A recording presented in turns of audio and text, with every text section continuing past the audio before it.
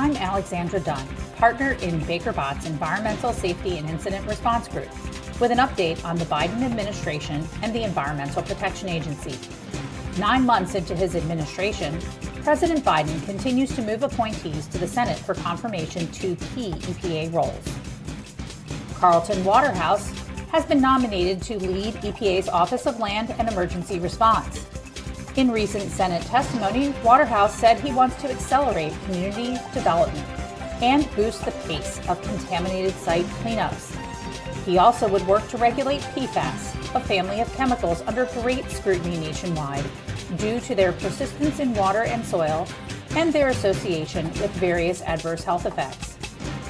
Waterhouse also would follow through on plans to possibly designate certain PFAS as hazardous substances under the Superfund law. This approach could increase costs of ongoing cleanups and could reopen closed sites nationwide. An environmental lawyer, Waterhouse led Howard University's Environmental Justice Center before joining EPA. David Ullman is the president's pick for the EPA Office of Enforcement and Compliance Assurance. In his confirmation hearing, he stated he would further environmental justice, address PFAS chemicals, and bolster the role of corporate environmental stewardship programs. Ullman told senators he would increase the ranks of enforcement officials at EPA, in particular criminal investigators. Ullman would be able to deliver on this goal if Congress passes the president's proposed EPA budget, which would increase the enforcement office by 50 full-time staff and $26 million. Currently, Ullman is professor at the University of Michigan Law School and previously served as Chief of Criminal Environmental Enforcement at the Department of Justice.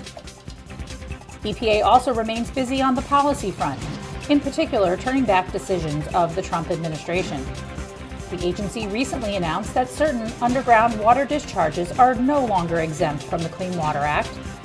Additionally, EPA is putting back into action recently overturned wetland permitting policies.